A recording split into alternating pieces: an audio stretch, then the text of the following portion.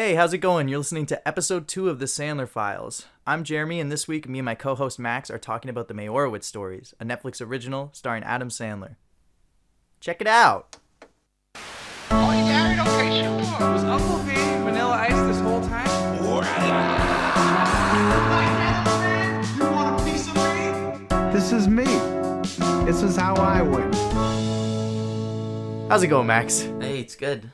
Welcome back to the Sandler Files. This is episode 2, where we are discussing the Meyerowitz stories. Yup. It was a Netflix original. We just finished it like 5 minutes ago. Yeah. This is one of the few critically acclaimed Sandler films, like where it's not a comedy. Well, it's not produced by his main production company. It's not Happy Yeah, Madison. It's a completely different filmmaker. It's by Noah Baumbach, who also did Marriage Story, another Netflix original that got some Oscar buzz recently. Mm-hmm. I say let's just talk about it, and I'll talk more about Sure. Noah Baumbach after. We don't know each other's opinions on this. Yeah, really. we have. I didn't want to discuss it in case we're vastly differing. Yeah. So right off the bat, I just want to say I was very meh on this movie. Yeah? I thought it was absolutely fine. I thought it was maybe a bit better than fine.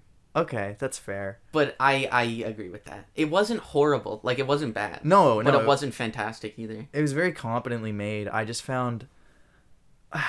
Let's just start talking about it stylistically. I guess we'll jump into that. I don't know how much we're gonna touch on plot because I don't know how much it affects your experience of the film. Like, the story is more a vehicle to deliver performances. Like it's much more play-like. Mm-hmm. I'd say. Yeah, that's true. That's true. The dialogue, I don't want to call it naturalistic. It wasn't natural at all, actually. No, there was some. It's like hyper real. Does that sound right to you? Like, it had the cadence of real human speech. But it's not like what you would say to someone. No, Yeah, it's like no. very controlled. That's true. That's true. Yeah, it was a weird movie. It's a drama for sure. It's not a comedy, but there's a lot of like absurdist moments. Kind of like dark comedy, I'd say. Yeah, Every exactly. once in a while. Basically, if you're not familiar, the Meyerowitz stories is about this family. The patriarch of this family is Harold Meyerowitz, who's an artist, a sculptor, and he's a huge narcissist and a pathological liar. And the movie basically is about his kids, his 3 kids, 2 from one marriage, 1 from another, and how growing up under this person has kind of shaped their childhoods and formed their adulthoods. Yeah, pretty much. It's all about the father. Yeah. I would say we are not necessarily the correct demographic for this movie. I feel I would be more touched by Yeah. this movie if I had a daughter and my dad was dying in a hospital. Okay, well, that would be if you were like literally living the movie. Yeah. That's the very basic plot of the movie. That's not a spoiler. That's like That's what Adam Sandler goes through. Yeah. And Ben Stiller. Ben Stiller doesn't have a daughter. He has a son. Right. Yeah, basically, if you're like middle-aged and dealing with both raising a family and the family you knew when you were a child ending, that's kind of what this movie is about. Yeah, that's definitely the energy that it pulls from. Yeah, and so obviously to us, that's not super relatable. Yeah. So I think it that also kind of hinders the movie a little bit. I think so. It takes away a lot of what the movie has, like that relatability. Especially because the movie aims so much to be a realistic exploration of family dynamics. They're family dynamics that I personally haven't experienced. Yeah. I couldn't relate to the experience of having that father character at all. No, 'cause Fortunately, he's a bad father. Yeah. yeah, he was a terrible father. So but like, it doesn't necessarily have to be relatable to work as a movie. It's just it's so obsessed with being like life and like presenting kind of a slice of life, a moment in life, that I feel it really only works if you've kind of gone through that or something similar. I think so. I feel it would be a lot more sad, almost. It would draw more emotion out of you if you kind of relate to it more. For sure. I feel that's definitely what it goes for, and I thought they were. Relate to it. I thought they were gonna pull some heartstrings. There's a scene early on where Adam Sandler's character, and we're gonna get into the 3 characters shortly because that's kind of the most interesting part of the movie for me, at least. Adam Sandler's character, who has a daughter, they play this song on the piano together, and in the song they mention this mother, and the mom hasn't been present in the movie yet at that point. I was like, oh, the mom died. Like, this is very tragic. This is how... It's like, nah, they just got a divorce. Everyone just got a divorce in this movie. Because that's the director, right? He's divorced. Yeah, because he made right? Marriage and Story. He has kids too, right? Yeah. Probably. So I guess a lot of his movies draw from like his family issues. Yeah, here's the thing about Noah Baumbach. I guess we'll talk about this now. I'm kind of familiar with his stuff. It's very popular in certain film circles. It's like... I don't know if this is rude to say. It's like exactly what you'd imagine a film student from New York would make. Yeah. Like someone who is into drama as well. Yeah, like someone who is... This drawed a lot from like on-stage plays and stuff like that. And like Woody Allen. Like you can see a lot of like that kind of New York as a character influence. All his movies are set in New York. All his movies are about artists. All his movies are about dysfunctional families. And all his movies are about like middle class like kind of struggles in the art world. So it's like very defined. Yeah, he's absolutely. super defined, and you have to be a very specific person with a very specific sensibility to relate extremely to his movies. That's not necessarily a bad thing. Like I liked Marriage Story a lot. I have not seen it. It's pretty solid. It's not quite as good as something like Kramer versus Kramer, which is also about a divorce, but I don't like his movies tend to become like in my mind performance showcases. Yeah. And so they're still enjoyable because of that, but I don't know if I'd necessarily recommend them for plot reasons. Probably not. Yeah. I don't know. I wouldn't say it like uses film to its advantage in any way. No, it could be a play. It's literally organized like a play, and the whole soundtrack is just piano. Yeah. Like a play would, like someone playing off stage. It's organized in acts. And It's there's essentially it's a play. I feel like this is a play script. Yeah, there was literally like acts that came up on screen. Also the thing I noticed is blocking wise with a lot of the characters, they move back and forth a lot, which is like what you do on stage to show intention, like the pacing. It's like you have this whole depth of a medium of you can go anywhere and you're moving within this like 8-foot location. Like, I don't know, it was very weird to me.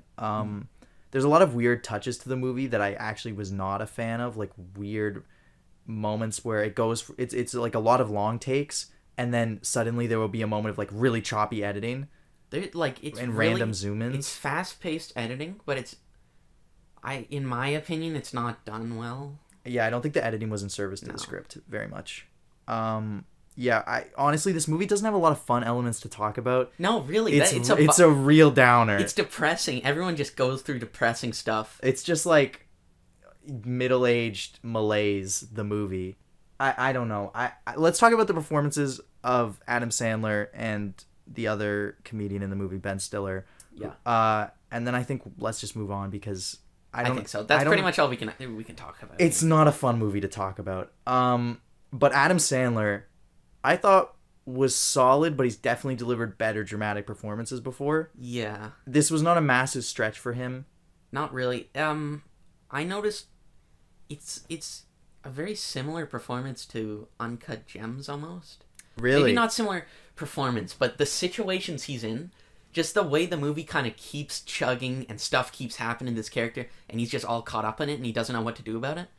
That's sort of like Uncut Gems in that way. That's very interesting. That comparison might come back up later. Yes. I might have some things to say about that. Oh, really? Okay. Yes. Okay. But I will say he did this, like, his character has a limp, which is a physical affectation that's actually like really hard to pull off, and I think he did pretty solidly. He did. I didn't even think about that yet. That looks really good. Yeah, he did really good on that, and like there was a lot of genuine emotion, and also his character, the way it's written in the script, has a lot of like emotional heel turns.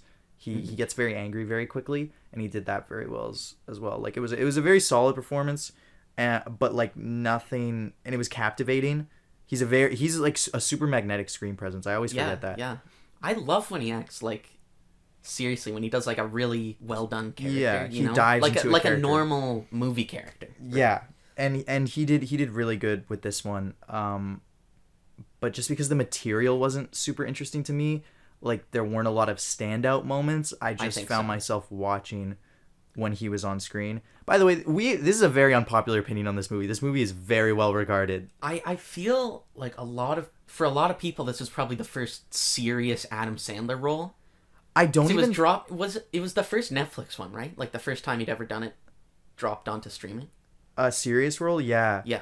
But I don't think it's just that. I think it's the clout of the director Noah Baumbach. Oh right, that. Yeah. This movie was at. I'm getting into our trivia section, so there won't be a lot of trivia on this movie, I guess. But it was at Cannes, the French Film Festival, or Cannes. I don't know how to pronounce it. I don't want to sound. I think it's Cannes, isn't it? Oh, okay. Well, I'm no, not sure. wait, maybe I'm wrong. Okay. Whatever. It doesn't matter. It got a 4-minute standing ovation after it. Really? Which Yeah. doesn't mean much because a lot of movies that go there get standing ovations. But like, Again, I'm saying I think it's because Adam Sandler's in it, and the general movie-going public is used to just, know what they're Garbage. used to from Sandler, right? I feel someone's gonna watch this movie and go, "Oh my god, the director pulled that out of Adam Sandler." I'm gonna clap for 4 minutes. I get that, but also Punch Drunk Love exists, which came out in 2003, and when we watch that, I think you'll change your tune a little bit because it's Really? insane. That performance Yeah. is insane. Oh, Like yeah. I Okay, think I'm he should have. excited for that. I low key think he should have won an Oscar for Punch Drunk Love. But I feel the people who didn't see Punch Drunk Love. saw Okay, this, like when the when you're maxes yeah. of the film world. For me, it was Uncut Gems. right. Right? When you're introduced to serious Adam Sandler, you go, "Oh my god!" Why doesn't 'Cause he do this all the time? It's so much better. He's such a good actor, right? So here's my take on it. I think it was Ben Stiller's performance, which I think was the reason I can't overpraise Adam Sandler for this movie is Ben Stiller stole it from me. Yeah, I agree, dude. He was I was amazing. I was not expecting that. He was so It's good. like the Zoolander. Yeah. Like doing the this. Marty the Lion or whatever. Is he Marty in those movies? Alex the Lion Alex from the- Madagascar. yeah. Like pulling real emotion out of me. Like there's Yeah. a scene at the end where he breaks down that is like truly heart-wrenching. He was so good, dude. He was Yeah. fantastic in this movie. Ben Stiller definitely the highlight of Yeah. this movie. I think I'd agree. His character was super interesting too. Like, yeah. I just as soon loved as he seeing came him. I on love seeing screen, him I on was screen. like, "Oh, finally some Yeah. life in this movie." Because the first scene he's in is he's talking with Adam Driver, like a little cameo, Yeah, which is right? great. Which is and great. that was just kind of a burst of energy. Like, wow, this is. yeah. You're immediately interested. I think he was great. Yeah. I agree. I burned through most of my trivia there. I don't have any left. Oh, shit. All right. But so closing thoughts on the movie. It wasn't really for me. It's just like I don't think it was for me either. I feel like it's not a great movie to watch this year. This It's year a is downing. so emotionally draining, and like I don't know about you, but I've been on this like ebbs and flows of like my own emotions. Yes. same here. Without movies affecting them, and I just find when I want to watch something, I just purely want to be entertained. It's I feel a lot of people want escapism right now. Exactly. Like, that's definitely the same thing here. So I can't recommend it if you're feeling a similar way where you want something fun, because it's not one of those dramas where like it's a warm ending. No. It's like life. Like the It's movie just stuff happens ends. and the characters react to it. Yeah, And it's interesting stuff happens. I guess. Yeah. But in my opinion, it's out of the ordinary. It's not like a guy goes to work, but Yeah, I'm not the biggest Noah Baumbach fan. I get Yeah. like I've only seen 2 movies of his, and I'm already kind of tired of his shtick. We'll see if he can do some more. because it's very similar to Marriage Story, right? It's so like you have no idea. Like stylistically. and Yeah, everything. style. Well, Yeah. Marriage Story is like the aspect ratio is changed, but outside of that, yeah, it's like the same movie. In my opinion, I don't. This is not a Right, popular opinion at all. He's super well respected and well regarded. Well, he's definitely for sure. He's got a style that he really likes to stick to. And Yeah, not really and people mess love around. that style. Yeah. It's not personally for me, but I think that's fine. this is for like if you're a fan of like live theater. Again, just the comparisons to that. Like I you can see pointed that that. out. I feel if you're really into live theater, this plays by those rules. Yeah. So if you're looking for kind of a more serious character piece and you like Adam Sandler and you want to see Ben Stiller deliver a great performance, we didn't even talk about Dustin Hoffman. He's in this movie too. Oh right, yeah. The dad. I don't know. He plays such a good jerk. I think. Yeah. Like I was so sick of him immediately. you're thinking you recognize him from Chef. Oh, I forgot he was in Chef. He's No, the jerk in yeah. Chef. Yeah. I thought no, he was he's a good jerk. I think he's a good like. You feel bad for him because he's like an old guy. I didn't feel. No? I don't like. There's him. like you hate him, Yeah. but then also you get the feeling like imagine if this is your dad and you have those weird ties to him where it's like, well, Yeah. you can't just abandon him because that's Which- not the right thing to do. Adam Sandler and Ben Stiller both did a great job, I think, of conveying like wordlessly a lot. We didn't even talk about the other sibling. I don't know the actress very well. I Her thought name- she was funny. Like, She was really funny. Yeah. And she had a really strong moment. Her name's like Elizabeth Smart, I think, but she's not given much to do in the movie, unfortunately. But yeah, that's also they kind of leave her to the sidelines. but that's kind of like the point, I think, because of her character within the plot. So there's not much to say on her, but she also, like, all the performances in this movie are very solid. Yeah. So yes, I would recommend it if the things that I've said make you think, oh, I would want to watch this. It's for a specific audience. For Yeah. sure. Unfortunately, it wasn't for me. I don't know if it's just the vibe I'm in today or whatever. I'm on the line. I'm on the line. At That's the good. start, I thought it was going somewhere good, and then it kind of almost like Hubie Halloween. Yeah, this like is the first few scenes, I thought, hey, this is kind of nice. Like, I give like what this is doing. the exact same rating as Hubie Halloween. Yeah. No, What did that's you give unfair. Hubie I gave Halloween? Hubie Halloween a 6. Oh yeah. I'd say this is a 7 out of 10 for me. 7.5. Okay, but on the Sandler scale, I'd give it a 9 Yeah, just because he's like acting. because he's trying. Yeah. It's refreshing. Yeah, I don't have much trivia to say. Can we do the trivia intro and then immediately the outro, because I don't have any trivia. Okay. All right. There is no trivia today. There we go. But I do have a review. That's right. Google reviews. I should make a little jingle for this. Okay. We are back to the #1 place on the internet for cinema reviews, Google Plus reviews, and I've got one here. It's not like the one last week where it's like, what happened here? This is more one that I think will spark some interesting discussion between you and I, because I vehemently disagree with it. Oh, okay. All right. But I think I know how you feel about it. So this reviewer said, now that I've seen this movie, I feel that Adam Sandler stole a lot of ideas from Noah Baumbach for his movie Uncut Gems. Many of the same actors in both as well. Who else is in? I don't think there's anyone. So I think I that's didn't recognize. I don't know. maybe there that is. LJ guy. I don't think there's any crossover from what I remember of That both. guy said it. That guy said it. You- You were asleep. You were asleep for an hour of Uncut Gems. Okay. That's not fair to me. It's what happened. All right. It's life. But let's talk about that a little bit. I know we haven't done Uncut Gems yet, so we won't say anything about that too far. Yeah. But I disagree because I know the history of Uncut Gems, so I know that's just untrue. That's because Adam Sandler didn't do either of these projects. He wasn't the mind behind either. Exactly, and the Safdie brothers who did Uncut Gems wrote that script in like 2003. Yeah, that's true. Because they'd been pitching that to him for like years. Yeah. So we can talk a lot about Uncut Gems. There's so much interesting stuff about that. I think so it wasn't that. in the Uncut Gems. Yeah. Yeah, But do you feel thematically they're similar? not thematically. Structurally, I guess. You were talking about his character arc. The experience. I don't know if that's a good term. Were but you as just- anxious watching this as you were watching Uncut Gems? Not sorry, the door just blew open a little bit. No, not as anxious. Absolutely not. There was a little bit of that, Okay. right, where it's Adam. Any scene Adam's with the character. dad put me Yeah. on edge. Because the dad's just talking to everybody, being a nuisance in restaurants and stuff like that. Yeah. Just the way where he's constantly saying stuff, bringing up new topics, just piling more and more on. That's similar to like what Uncut Gems does. That's fair. Yeah. Okay. I don't have anything else to say about this movie. Neither do I. I feel bad, but I just There's no reason to feel bad. I don't. it just exists. It's not funny to talk about. This is not. Yeah, this has not been an entertaining discussion. No. Let's move on. Let's just Okay. move on. We're, All right, we're okay, washing okay. our hands of it. All right. Play the Sandler.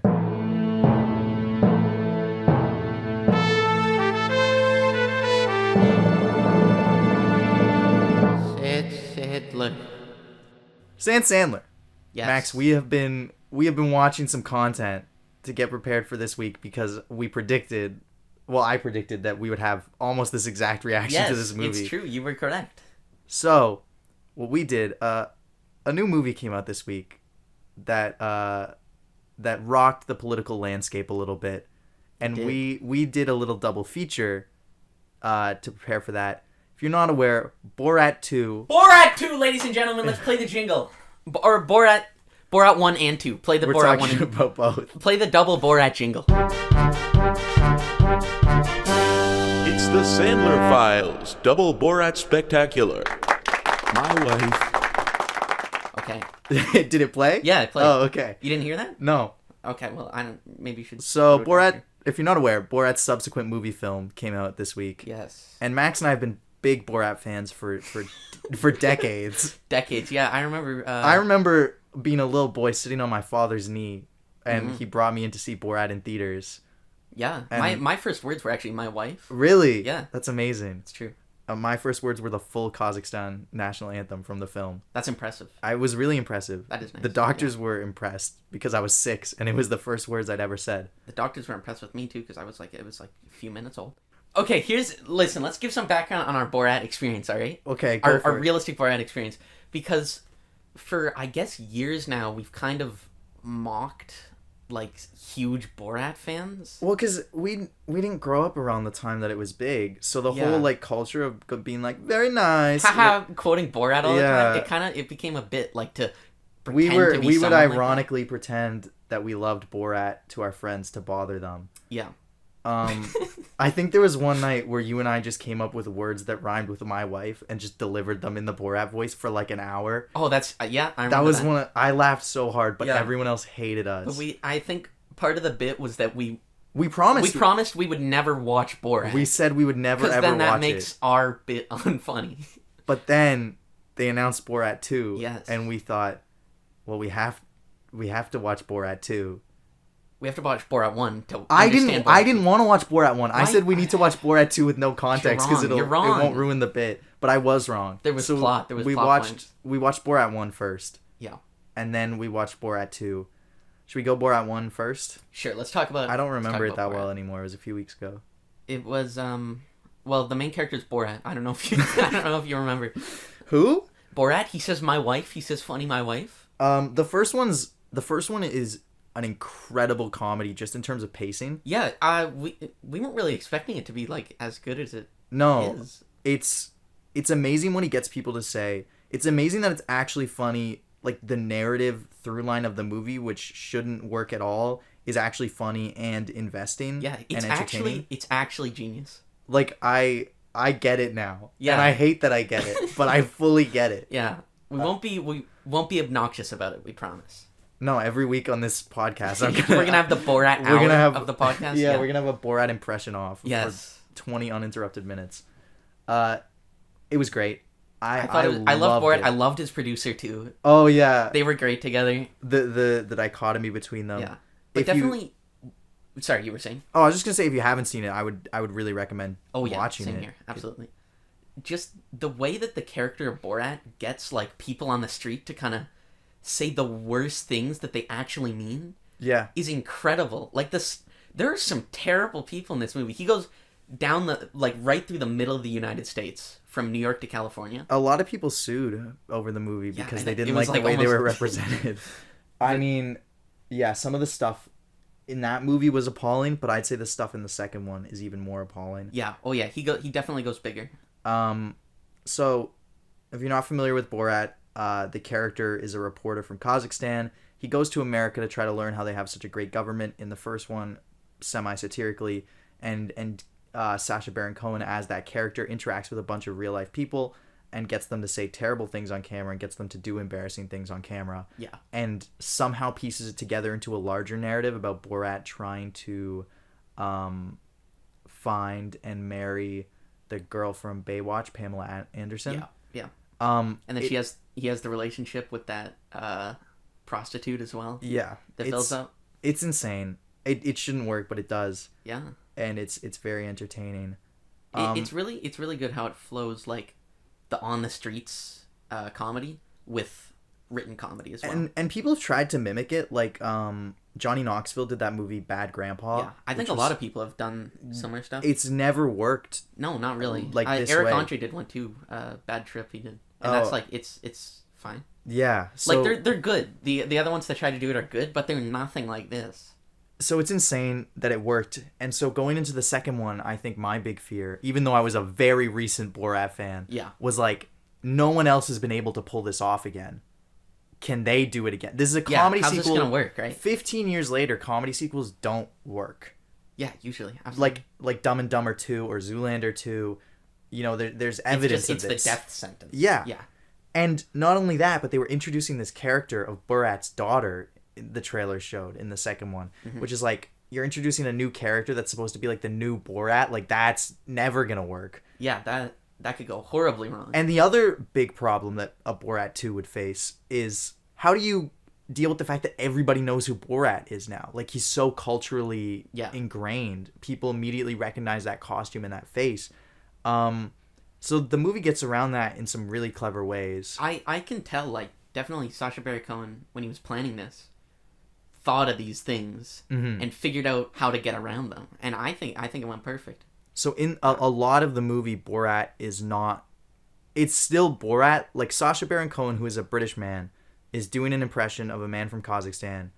And that man is doing an impression of Americans. Yeah, he disguises himself. He gets prosthetics and... It's insane, but it works. Yeah. There's less messing with people on the street in this movie, and that's partially because it was harder for him to do it, and partially because the pandemic hits halfway through the filming of this movie. It was perfectly timed when they started filming, because the movie begins and the pandemic's slightly coming on, and then halfway through it Lockdown hits. It's and insane. they deal with it. It's awesome. That leads to one of the most impressive sequences of the film, which is when Sacha Baron Cohen lives with these two random like Southern Republicans in their cabin in the woods somewhere. Yeah. I read that Sacha Baron Cohen didn't leave character for 5 days. So it really was 5 days. Yeah, he was with them us. for 5 days. That's so funny. And he stays as Borat the whole time. He said it was the most difficult sequence for him to film. Oh man. And that is also one of the scenes where you get some of the most insane things said in the movie. Oh yeah. The conspiracies they spout about Democrats and the Clintons and all this stuff. The like virus. it's stuff you read online and you're like, I can't believe people would think this. But then these people who open their home to this random guy Borat and like let him live with them, that seems like a very kind thing to do. Yeah. But then they're saying these abhorrent things. It's like they're saying very mean things about people, but then at the same time, they're letting this guy stay with them for 5 days that they met on the street. Yeah, It's from a foreign country too. It's bizarre, honestly. Yeah. There's a lot of sequences like that in the movie. Mm-hmm. But the other way they get around a lot of stuff is they have Borat's daughter go in instead of Borat. Yes. To do. Yes. And she was awesome. Yeah, Borat's daughter is played by Maria Balakova, who's a Bulgarian actress, I believe. Mm-hmm. She's not known at all in the United States. I had never heard of her yeah. before, or Canada, I guess, because that's where we are. She's not a known actress, but she was able to keep up with Sacha Baron Cohen. Yeah, I thought that was crazy how good she was. Like, she never broke. Or at least Yeah. we didn't. Obviously, it's edited. Like, they could have done stuff where but The ones that they include in the movie, she's online with Borat. Like, yeah, she keeps up with him, which is insane. And the interesting thing is, I'd say this movie, we talked a little bit how in the first one they managed to tie everything together into a cohesive plot that's actually entertaining. Mm-hmm. This one's even better about that. Yeah, I think so. The plot they build up is even stronger and emotionally richer. The way that things roll out in the candid filming starts to tie into the plot. Yeah. Like the way Borat treats his daughter. He learns things from the people that they mess with. In an even stronger way than the first, which is a huge testament to this film. I think this is the most relevant film like I have ever like witnessed. Yeah. Like, there's documentaries that come out, like when An Inconvenient Truth came out, which is an Al Gore documentary about environmentalism, 2004, like it really shook a lot of people. This is probably the most like timely and politically relevant movie I have ever like seen and been a part of at the time that it came out. Same here. Because you're watching it and you're like, oh, this is just what's happening right now. Yeah, I mean, in a lot of ways, it's interesting that we had such a positive reaction to it. When I say something about Meyerowitz stories, which is like, oh, I didn't, because of the year we've had, like, I didn't necessarily enjoy this movie as much because it's such a, like, drab experience. This is the perfect movie because it makes fun of the year. But it's insane because it's like, it's almost like it's bashing you over the head with, like, a highlight reel of all the stuff we've had to deal with this year. Yeah. But it's also so entertaining and, like, I don't know, it's weird. I feel like it's just the character of Borat, like, the way he just kind of strolls through all these topics. Yeah, the way he responds to them. The other thing that I will say is a huge testament to this movie is, and I think it helps with this year, is not every interaction he has, or not every interaction he has with people he meets on the streets, is negative. He's edited in some of the ones where people treated him with kindness. Yeah. There's a scene in a synagogue that I don't want to spoil. It was awesome. It is very moving when you hear about the backstory behind it as well. And I don't know. It's weird, but this is like maybe one of my favorite movies that came out this year. I mean, I guess that makes sense. Out of all four of them. Yeah, you know, top grossing movie this year right now is Sonic the Hedgehog, followed directly behind by Dolittle and then Bad Boys for Life. Yeah. That's the year we're having in movies. So I think that's fair to say that this is one of the best movies I think so. You're going to see this year. This might be my favorite one so far because I can't even think of other movies I've seen. Yeah. It's on Amazon Prime Video, if you're wondering where you can watch it. I'd really recommend it. There is some gross out humor, especially in the first half.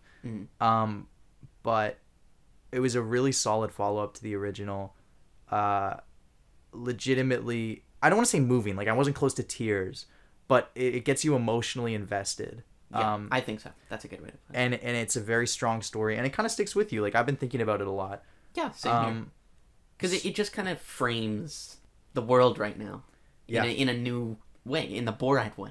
And if you've heard anything about the Rudy Giuliani scene at the end, near the end of the movie, oh my god! If you're wondering how real that is, what's been claimed about it, I don't think we can say what it is here. No. To get around it a little I bit. say just go watch it. Yeah. See what happens. There's a very interesting scene with Rudy Giuliani. If you don't know what happens, it's insane. I can't believe it. It's insane, and that's what the U.S. government has come to. Wow. Yep. But highly recommend. Max, what would you give it out of 10 My Wifes? 9 out of 10 My Wives. Wow. I think that's fair. I'd stick with that too. The first half isn't as good as the first movie. The pacing isn't as good, but outside of that, it's like a really, really solid follow-up. I think so. Yeah. If you like Borat 1, you will like Borat 2. That's what we found. Yeah. Have we seen anything else this week? In the week since we last talked about what we were watching.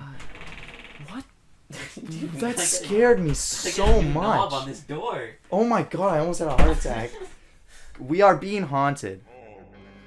The door is open 2 times during this podcast. I think it's the Halloween spirit because it's still not quite Halloween. It's the ghost of Borat's producer for sure. I forgot about that. Oh, the end twist of Borat 2 is amazing. Oh yeah. We watched some more Cobra Kai. I don't have much to say about that. Yeah, we watched. There was a lame episode and then a pretty good episode. That's a great review. Yeah. I don't want to make this a Sacha Baron Cohen episode, but I watched some of his Showtime show, Who is America? Yeah. Which is very similar to Borat 2 in like... I've been meaning to check that out, yeah. Oh my god, it's even more insane than Borat. Really? It's ridiculous. I've seen there's one clip where it's like he's at a town hall meeting. That's the exact one. We're going to build a mod. That's the exact one. I love that. It is the most insane, the fact that these people can say the things that come out of their mouth without actually just immediately lighting on fire is insane to me. Yeah, he wore a bulletproof vest during that too, didn't he? Yeah. Yeah. That I watched that as well. Yeah, that's great. I want to watch that whole thing. That's all I got for Sandler. Yeah. Any movie news? Oh, yes there is. Adam Sandler is filming a new movie. Oh, that's right. I almost forgot about this. We know about damn. What is it called? Hustle? It's his next Netflix film. And this one weirdly looks kind of serious in tone. From the two images we have, I don't think it's a comedy fully. I think it's a dramedy. I don't know what to think about this from the information we have. Here's the plot. It's literally like a sentence what the plot is so far. The plot is, it follows the story of a former basketball recruiter who tries to make his career by bringing a player from overseas to the United States to play in the NBA. Yeah. I don't know what to think about this. I don't know. I mean, I'm sure we'll know more when the trailer comes out. So it's set in New York, right? Yeah. That's a given. It's crazy to me that they're filming it right now. Yeah, that's true. I don't know. It's another serious. Serious, we don't know if it's serious. Yeah. It's Happy Madison produced. That's true. So. Oh yeah, you're right. Yeah, it's the next one in his Netflix deal with Happy Madison. Okay, that's weird. So it's not Murder Mystery 2 as I was predicting. It's it a has new movie. none of his regular stars so far from what we've seen. I mean, but Queen again, Latifah's in it. yeah, Robert Duvall. Queen Latifah. Robert Duvall's in it. Yeah, Yo, and Ben Foster. that movie's gonna slap. I don't know what to think. I'm super excited for Hustle. It's a old Adam Sandler character who cares about basketball. Do you think he's gonna do a voice or no voice? No voice. No. Yeah, I don't think he's. I feel this is riding off of Uncut Gems. Really? His character was all about basketball in that movie. Yeah. His character was a gambler. Yeah, we talk about Uncut Gems too much for a podcast where we haven't seen Uncut Gems yet. That I'm very excited for. That's gonna be out sometimes next year, I guess. Mm-hmm. I'm interested to see what it is. Like, I genuinely have no idea what the plot, like what kind of tone it's gonna strike. Like Hubie Halloween, you read the description, you were like, oh, okay, I kind of know what this is. It was exactly what I expected. But this one looks different, and I'm excited for it. I have a special guest. You have a special guest? Yeah. He's mic'd up right now. Max, you brought so much to this episode that I had no idea about. Okay, hit me with Sitting at home right now. I'm gonna line him in. What is this? You're gonna freak. Okay. You're gonna freak. Okay. Ladies and gentlemen, introducing to the podcast, Borat. Here he is. He's on the call. There's no way that's actually him. Hello, Borat? Hi, it's me, Borat. Oh, there he Oh is. my god, I'm such a huge fan. This is insane. Let me just start off saying, Borat, it's such an honor to have you on here. Okay. So... Do you have any questions for me? Yeah, sure. I didn't really prepare anything, but That seems like an error on your part. yeah, I'm sorry. I apologize for it. Where do you get your ideas from?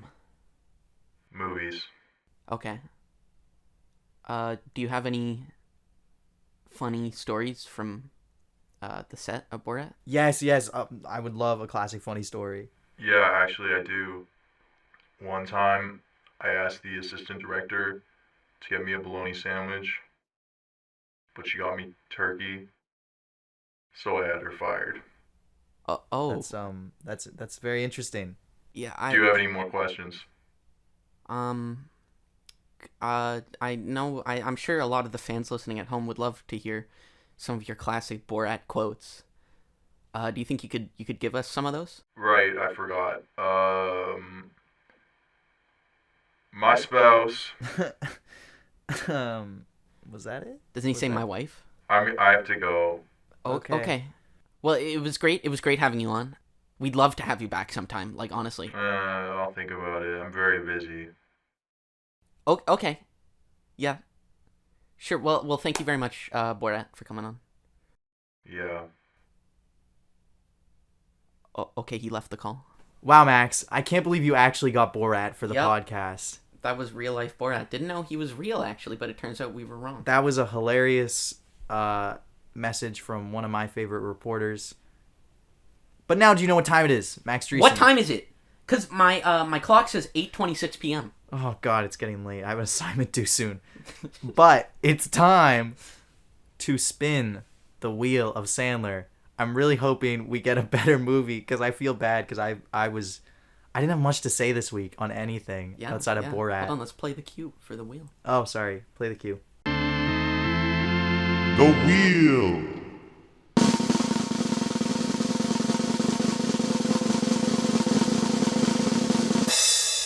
What is that? It's Jack and Jill. What? Yes! Yo! We got Jack and Jill! Oh my god! Hey everybody! We got Jack and Jill! Jack and Jill! Jack and Jill! Jack and Jill! Jack and Jill! Jack and Jill! Jack and Jill! Oh my god! So I guess next week we're gonna be talking about Jack and Jill, which we are a little bit excited about. Yep. Actually, Jack and Jill holds a special place in the heart of this podcast for a very specific reason, which we can talk about next week, I guess, when we talk about the movie. That's right. All will be revealed. Yes, so be sure to tune in next week to the Sandler Files. Thank you so much for listening to this week's episode. Sorry if it was a little meandering. We didn't really know how to tackle a drama. But we appreciate you listening. I've been Jeremy Conte. And I've been Max. And do you not have a last name? No. Oh, I actually wow. got it removed since last episode. That's incredible. Yeah, Congratulations. Thank you. And we will see you next week. But my wife... Shut up. Bye.